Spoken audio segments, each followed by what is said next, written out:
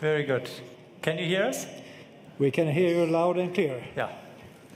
Very good. Perfect. So I'm with Daniela Branzan, one of our vascular surgeons here at the university. And yeah, we have here a case, an abdominal aortic aneurysm, which we want to treat here with the Ovation graft. And maybe you can introduce the case a little bit. Yeah, we have here an 82-year-old patient. The patient presented in the hospital last week with abdominal pain. We performed a angio-CT, and in the angio-CT we detected an infrarenal aortic aneurysm, 55 millimeter in diameter. Maybe you can switch to the CT scan. One of my colleagues will scroll the CT scan. Can you see it? We can see it, yes.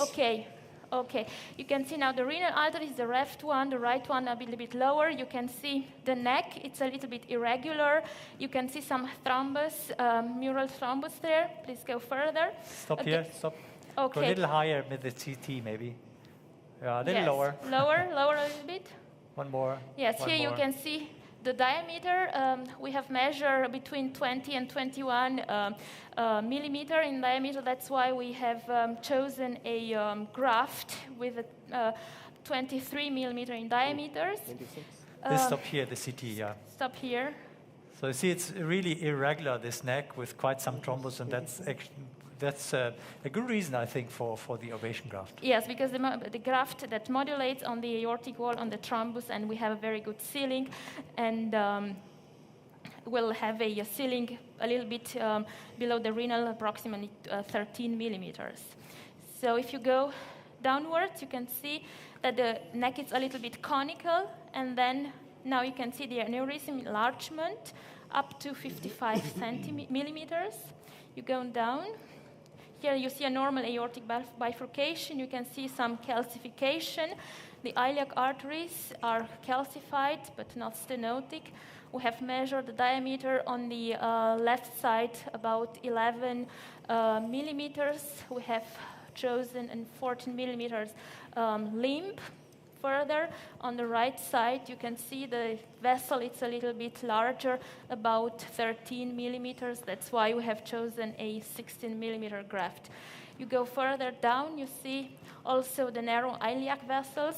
That's also very suitable for this stent graft, which is very thin and needs just a 14 French. Stop here, maybe. Here. A little higher, Here. Here you can see the groin. We are at the groin of the level of the common femoral arteries. We have punctured the anterior wall of the femoral arteries. On the right side, we had no problems with the puncture.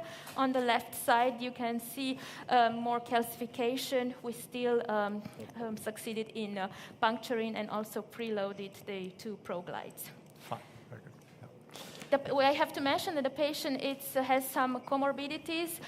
He has his cardiac insufficiency. He has already had a PTCA 3 years ago with 3 stents in his right coronary artery, and has a high risk for a general anesthesia. That's why we have plan to treat the patient in local anesthesia. As you can see in here, he's awake, not intubated, with just some, I think, 15 milliliter of xylocaine, 1% on both groins. Yeah, fine, very good. Maybe we can switch to the screen. We have punctured here the groins, and after, noch eins. Here. Yeah, after puncturing, noch eins zurück, we usually, that's a 5 French sheath. We usually check by angiography whether it's a good place. This is borderline, I would say. 1 centimeter higher would have been a better place. Nevertheless, we left it like as it is. And next shows you the puncture on the left side. And here we were not sure. Another angulation shows you that we were actually right in the femoral bifurcation. So we took here the 5 French sheath out and punctured once again. Little higher, compressed for 5 minutes, and then we preloaded here 2 proglides on both sides. And the groins that you see, they are dry. There we have no bleeding, so we have already placed the stiffed guy wire on the right side, and the plan is to insert the main body of the graft on the right side. Yeah. Okay. Should we show the graft? We have on the right side a 14 French sheath in. You don't really need it. You can actually also use the outer sheath of that graft as a sheath. Later on, we find it really quite convenient to use here a short 14 French sheath. Not all of the grafts do fit in. Some have 14.5 outer diameter, so therefore the bigger grafts, they would not fit in, but the 23 millimeter does nicely fit here through the 14 French. Andre, Yeah. this is Dr. Ramaya Venki here. You know, the diameter of the proximal neck measured 19 by 24. What is your choice of selecting a 23 millimeter device rather than a 26? Yeah, actually, this is measured here just on that CT. But if you do a reconstruction, you actually measure here. The aorta comes from the dorsal area to the ventral. So if you do appropriate measurements, we measure something like 21 to 22. even down to 20. And with this graft, you do not oversize so much. 10% is okay. More than 15 is not good because the ring, which seals proximally, will have then infoldings if it's too big, and that's not what you want to see. So therefore, not so much oversizing, and other measurements, the appropriate ones, showed a smaller neck here. Okay, so for those who are not so familiar with this graft, the metal is restricted actually to the proximal part. The bare struts, I maximize here a little more, maybe even more, yeah. One more. Like this. Okay. So at the level of the pigtail catheter, right proximal to the pigtail catheter, you see a marker, mid marker, and a right marker. These are markers to indicate whether your graft is looking into the right side, whether the contralateral limb will open up to the left. And if I torque the device, it's rather 2 markers on both sides, or this would be wrong. Contralateral limb would open to the right side. So these are the markers for the positioning. And in fact, this hub here, or this knob here, where we have to pull later on, is usually looking to your side. Yeah, and then follows for 5 centimeters metal until you see some more black markers. And where the next black markers start, that's where the covered part starts. The real covered part has no metal, and therefore you can make it smaller, down to 14 French. And for stabilization of the graft, there will be this polymer, which we will later on fill here into that graft. Okay, yeah, we probably have here a good position. We will give you an injection of contrast. We measured from the CT that we should go quite cranial, maybe something like 15, 20 degree. Actually not oblique left as usually, and we could give here now 1 injection. So, kommen Sie mal zu den Patienten. Jetzt wird es gleich mal warm im Bauch, nicht erschrecken, nicht? Sie müssen mal sagen, einatmen, halb ausatmen, nicht atmen. It's ein. I would like to invite the panelists to make comments. Much higher. Okay.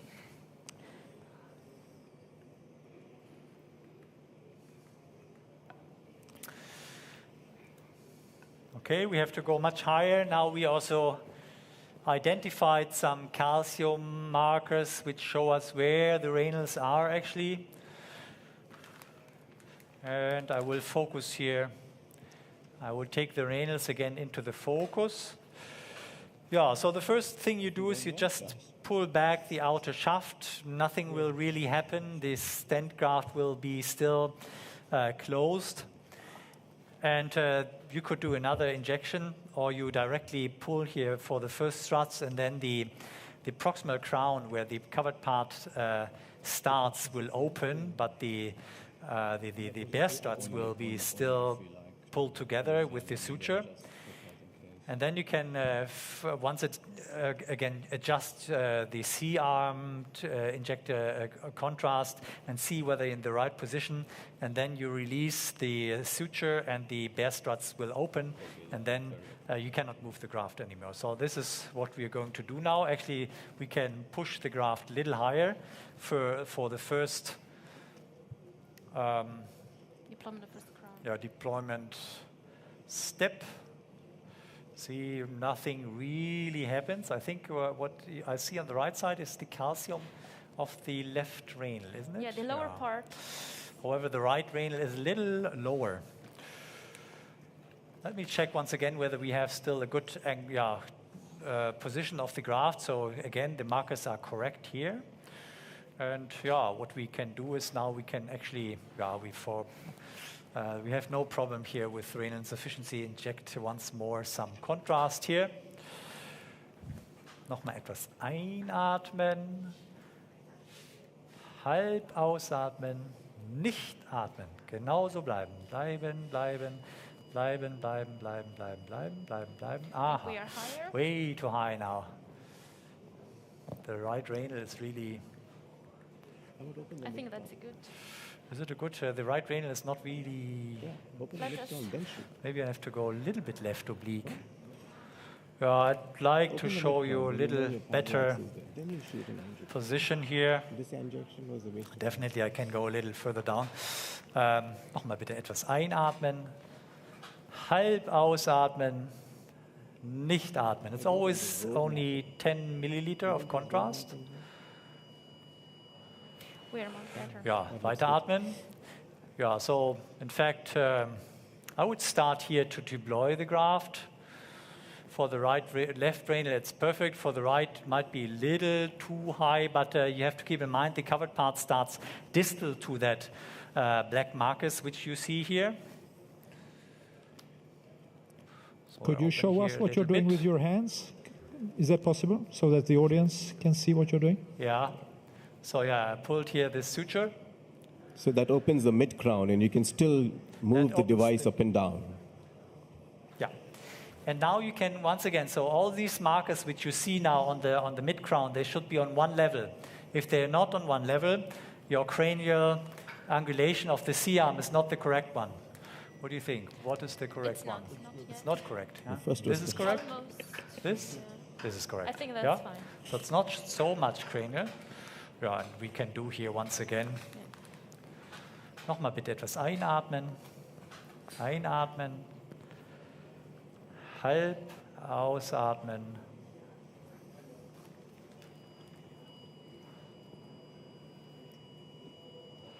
Now we have the mesenteric overlying the right renal, but I think it will jump a little bit downwards. So what do you think? Good position good. or bad? I think the inflow into the renal is perfect, I but we think, can go. I think, Andre, is a perfect position because on this graft, the top of the PTFE starts a little bit above and it's Below. flattering against the wall, so your renal going to be safe, I think. Exactly. Okay, so first we take the pigtail catheter out here. Why? Entschuldigung, ich halte gleich die Why? Schulter mit den Graft. Das muss ein bisschen höher. Ich halte den Kraft. Du hältst den Graft? Yeah. would it be Scheitelkraft. possible to reposition cranially if you needed to at this stage? Cranial, maybe a little bit. We usually don't try, So, but so, you can pull it down. so Can I have basically, the last basically you image, prefer. but it cannot move. think- Native. Okay. There. And move it on the other screen. Yeah. Okay, so what we will do now, we will pull on the next suture here. Please show my hands. And this, and of course also the angio. And now the bear struts will open. Yeah, Yeah, it fine. went a little And you down. see on the red side, it went a little bit down, and still you can see all that markers on one level. So that is perfect. Fine, so now I'm gonna mix here this material which we will inject.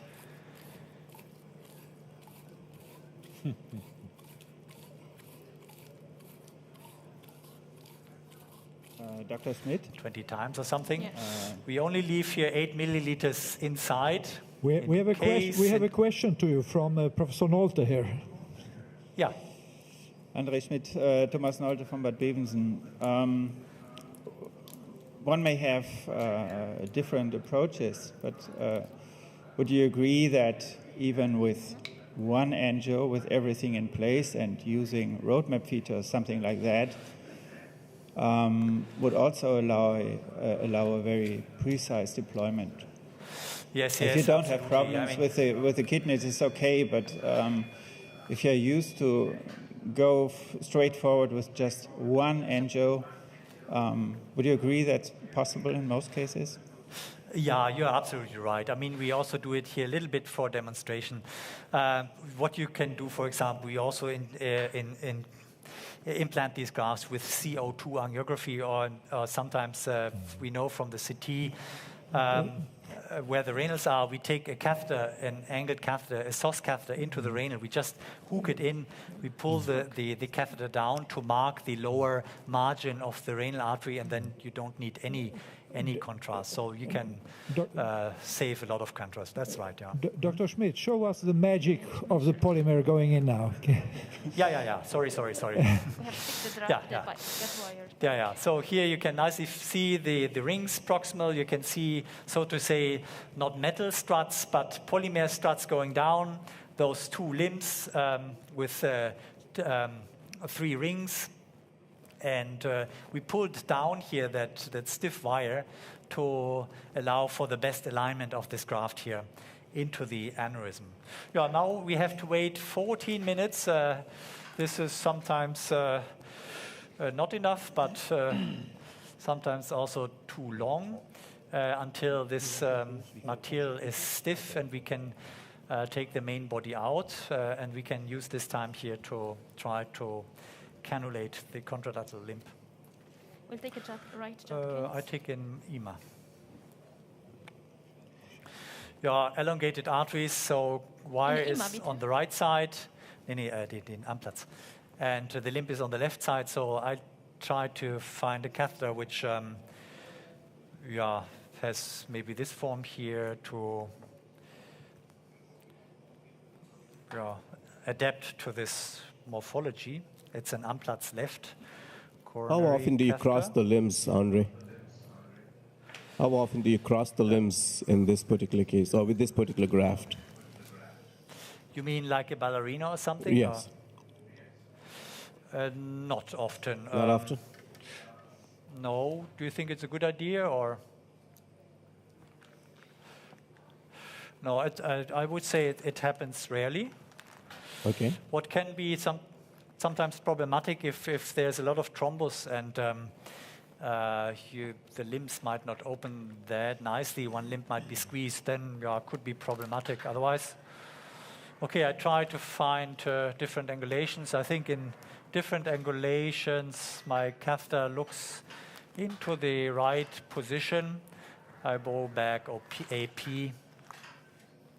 and try to get the wire in here. I think the wire touches the limb already and is in. Good operator. I think the right morphology of the catheter helps a lot here. Okay, I think this is a good sign that we are okay. We take a little higher. We take now another stiff wire in.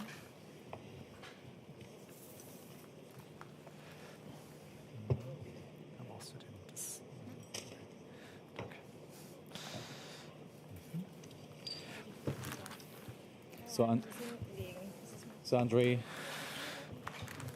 Yeah, but if we take this left-sided stiff wire up, we also have to bring the right-sided stiff wire up again. Otherwise, we have an uneven position or fixation of the graft here. Now, both wires are here at the distal part of the arch. And now we're going to take a calibration catheter in to once again measure here the length of the leg. Of course, also this you do not really have to do if you have done an appropriate measurement with CT.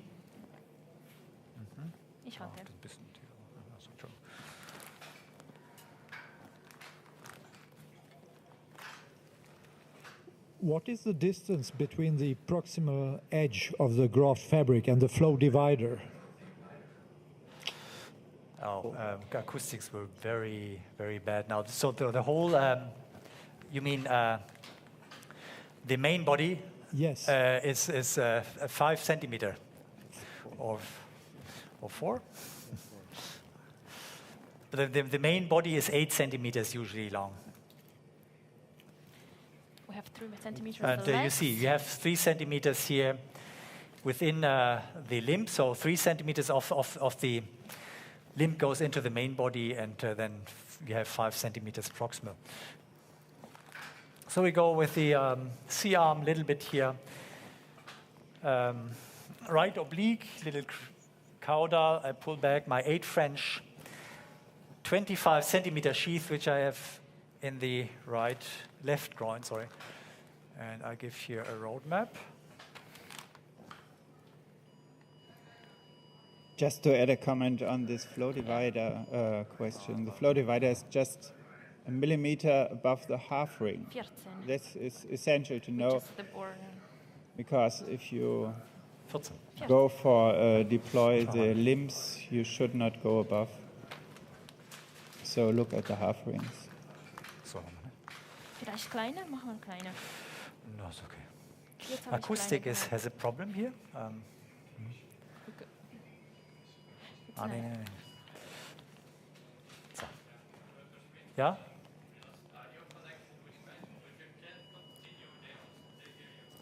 We lost audio connection, obviously, so yeah, we just continue here. Now we can see nicely here. Okay. Can we also take a 14 French? Yes, in? it's Yeah. here prepared. Okay, I'm ready. Just a moment. We also take here a 14 French sheath in for post dilation here. Although it's, ja. Okay, wir brauchen zweimal Admiral 1220 Ballons und 2 Pistolen. Okay. Okay, I'm ready.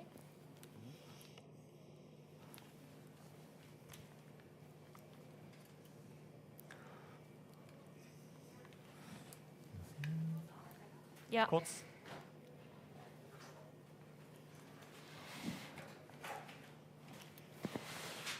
So that's another 14 French, or 1440. Unfortunately, we can't hear anything now. André? Yeah, no sound, sorry.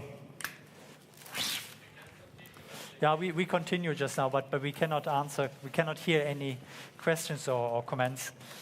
I have not. Sorry. Diameter here, the limb is 14 millimeter, length 140. Okay. The side port. Okay.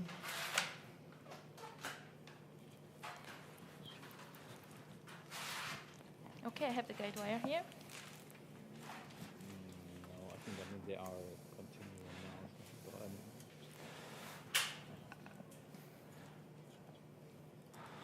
Okay. Yeah, so this goes here over the third ring, between the half moon ring. Once again, press.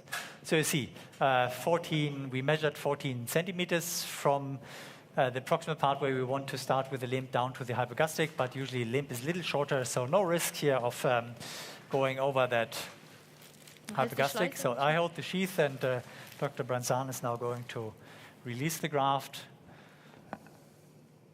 Okay. Bisschen höher. Ah. So, ne? It stays like that.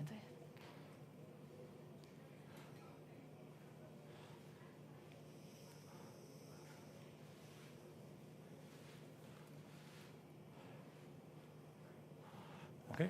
Okay, you hold Let's take it. it out. this way. Yeah. We Take picked up the the nose down. out. Yeah, sorry, no sound.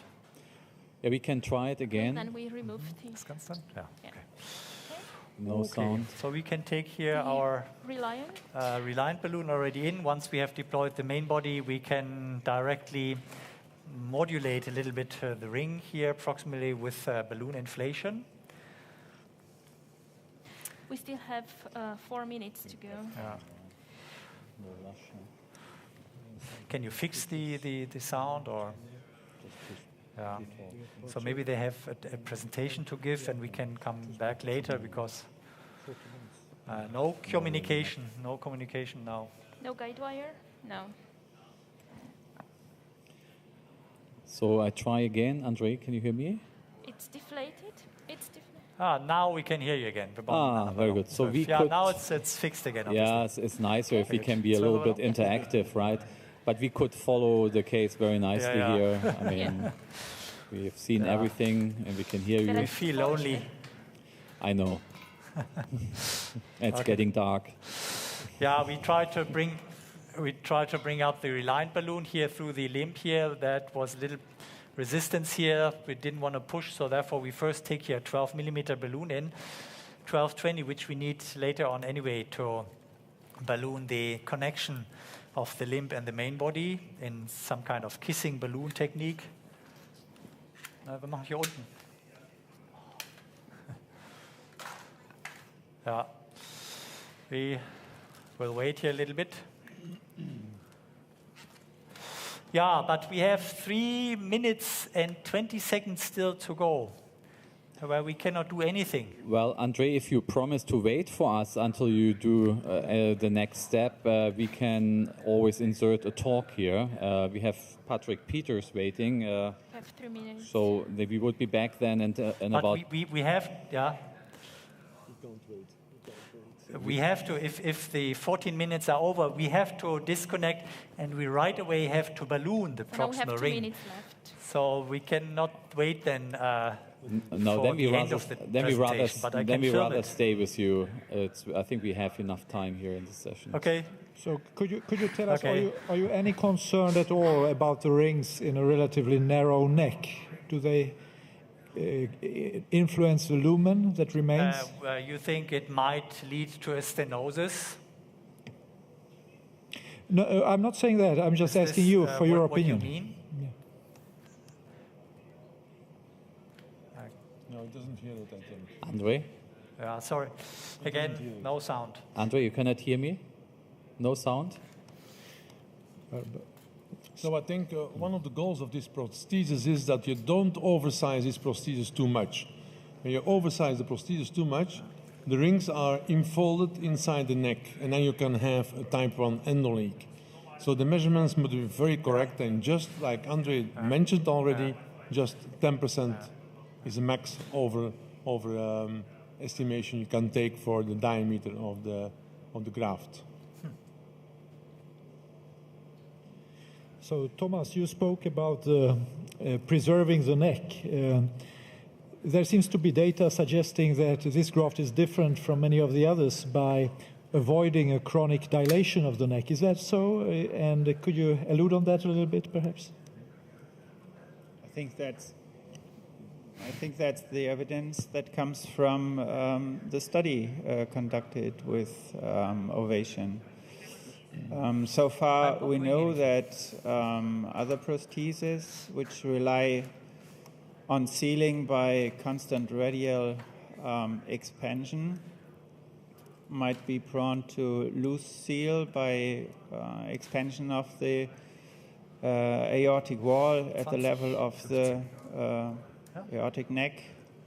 We haven't seen that so far in the Ovation studies, so this seems to give good evidence that we are really able to achieve stable wall conditions. Okay, so now I can hear you again, and 14 minutes are over, so I'm going to disconnect here this motor which brings the polymer automatically here into the system. I will pull here on the connection suture, and now this is disconnected from the graft, and you see a marker on the right side of the patient, distal to the rings, 2-3 centimeters distal. This is the connection port between the filling system and the graft. I'm pulling a little bit on the whole graft, and now it's disconnected. Once it's disconnected, we take down the nose. We do it slowly. That there's no risk that this nose will hook somewhere, but that actually has never happened so far. Okay. I think it's good now. Okay, Yeah. it's in. Yeah. And noch weiter? And I Nee, take. noch weiter? So, okay. So now it's inside, and we can take it out. There's the 14 French sheaths is in. And we can take right away the reliant balloon in. And again, I think the sound is disconnected. But you're actually saying that you can do this without the 14 French sheaths. So it will actually correspond to 12 French introducer, right? The graft will not go through a 12-inch, but the balloon, yes. So you could do it through a 12-inch, right, exactly. Or you take the insertion, the system out of that outer sheath here. If you take it out, and then you have a long sheath. So Andre, do you routinely balloon the proximal neck on all endografts? Actually, yes. I don't think there's a problem with this, and I think, especially in irregular necks, maybe it, especially with this graft, it helps to modulate this nicely into thrombus or something. Do you think it's not necessary? Well, sometimes, when the neck is short and angulated, you can cause more problems ballooning it. So I do not routinely balloon it, at least the proximal neck, on a routine basis. What does the panel think? Yeah. You think in terms of renal infarction or something? Here. Nothing.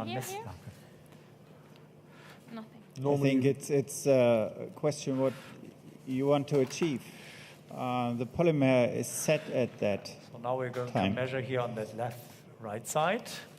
I go with the C-arm, sorry, cameraman. Left oblique. And so Wenke, when is the best moment to dilate during the process of curing the polymer? Should you do it while it's still soft, or should you do it once it's fully cured? Or Oh, you cannot balloon it unless it's cured anyway, because you have to wait 14 minutes or 20 minutes depending on which device you have. So if you have to balloon the neck, or if you have to balloon any portion of the main body, you have to wait 14 minutes. Graft will be perfect. Usually it comes out a centimeter shorter.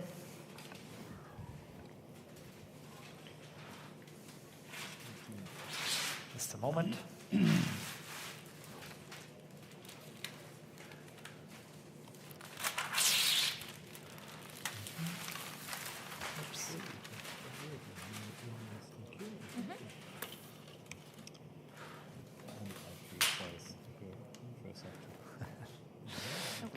Side port. Side port flash, yeah. Patient.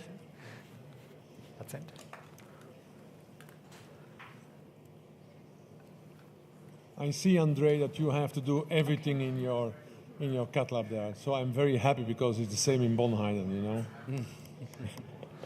Okay. Now we are two, Dr. Brenzan and me. And look, perfect. So a 14 centimeter lymph is perfectly 13 centimeter long. Yeah. So, okay, please insert. Do you want to take a roadmap off? Because we don't need it. The hypergastric is not at risk. Okay, now the sheath. Okay. Higher? Keep the position. No, I think it's good. Yeah. Like Look at the other markers too. Ja, so ist gut. Okay, ist okay, ist okay. Nicht schieben. Aber auch nicht ziehen. Bisschen schieben. Nicht so viel.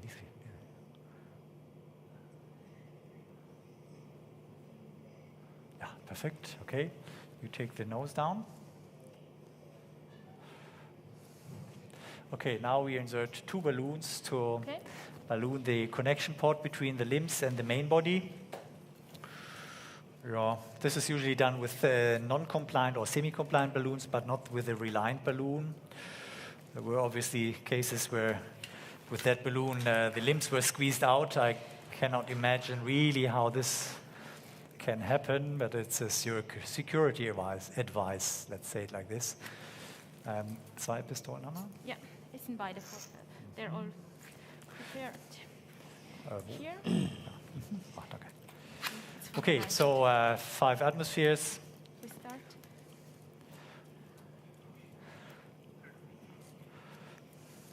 And we cannot see far. A little more and down, okay? Yeah, do we have to balloon the limbs? I think the alignment to the common iliac artery is quite for a long distance, so maybe this is not really necessary. Let me insert here now a Piggy to give you an injection.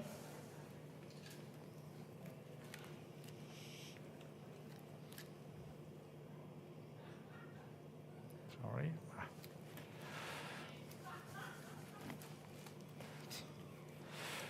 Dann ein bisschen vordrehen, das KM. Sandra? Sandra, Pumpe bitte. Tuk, tuk. Tuk, tuk. Okay, 20, 15, ja. It's connected, yeah. Dann mit dem Patient reden.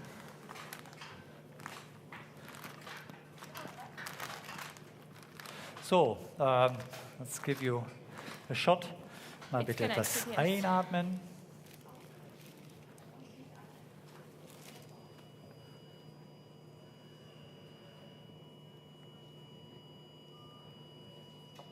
Ja. Looks very nice.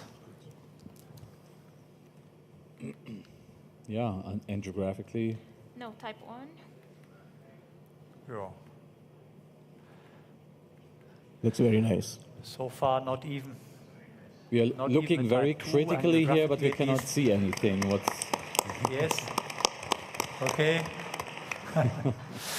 Yeah.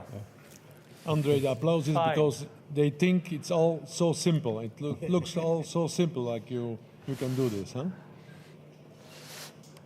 Yeah, it's an easy case. Okay. We have a terminal wire or Nee, nee. just okay? Okay, now, yeah, do we have to postulate? No. No. Limbs? No. Okay, yeah, I think we are done, and we just will close here the groins now. Nee, nee. Yeah, which closing device you have used? Because you haven't showed us the closing devices, I think. We always use ProGlide. This is our standard here, 2 ProGlides per groin. I hear that sometimes people take just 1 ProGlide for 14 French sheaths. I'm not so brave, I would say. We're not using ProStar, which might be sometimes, I hear, better for calcified areas. So this is our standard. So they are preloaded. You can have a look with the camera here on the groin. Yeah, show us, yeah. Warte. Is it 2 ProStars a groin or what you do? 2 ProGlides per groin, yes. 2 ProGlides, yeah. 2 ProGlides, yes, yes.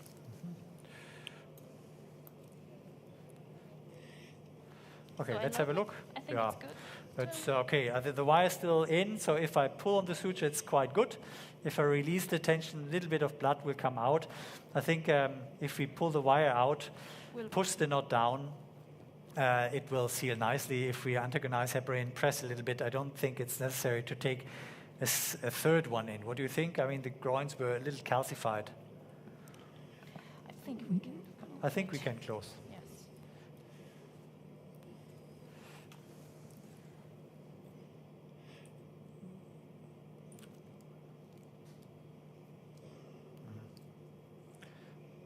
Doesn't go so nice down, but now I'm pulling on the other end to close the knot. I think it's not perfect, but the groin was also not perfect. A little bit of oozing, but it's not pulsating. Do you reverse the heparin We at give, this stage? Yeah, if there's too much bleeding, yes, and we always give compression bandage for 12 hours. You can do many more tricks than we present here. If it's still oozing, you can pull tension on that suture for some time and so on. But I think it's still good. It's good. It's okay, yeah. Without pressure, there's a little bit of blood, but yeah. Okay, yeah, I think this is no problem at all. Yeah, it looks great. Yeah, okay. So Yeah, then now it would be nice to have another person to press a little bit, so we have 4 hands I can do it. for the other side. Do you have a look also into that groin here? No, groin. Just a second. So also that's a little bit beyond the scope of this session. Can I ask a question? I mean, since there are so many surgeons, I mean, what's your today's perspective on the percutaneous approach? Is that nice to have, or does it have real value from a surgical eye? I mean, for us, It's of course very appealing, also because the cases can be done quicker, and also the need for anesthesiology is almost reduced to zero in those cases. Patrick? That's a very good question, Dirk. Normally we do in our center all these endoprosthesis, even thoracal, even TVARs, percutaneously with closing devices. And we think also we have better results with closing devices than with open procedures.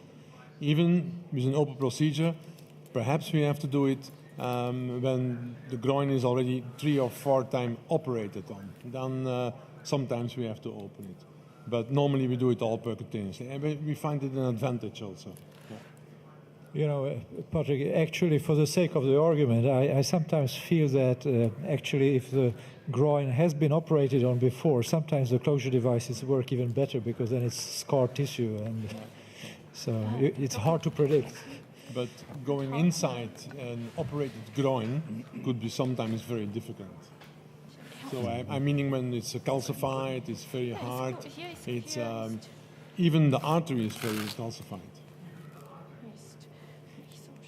Does anybody use the fascial suture? Fine. I think we gave up on the fascial suture a long time ago.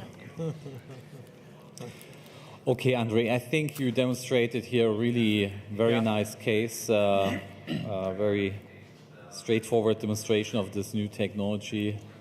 Well, thank you very much, and thanks to the whole team for this excellent demonstration. I think we can move on now. Thank you. Should we give them a hand? Thank you.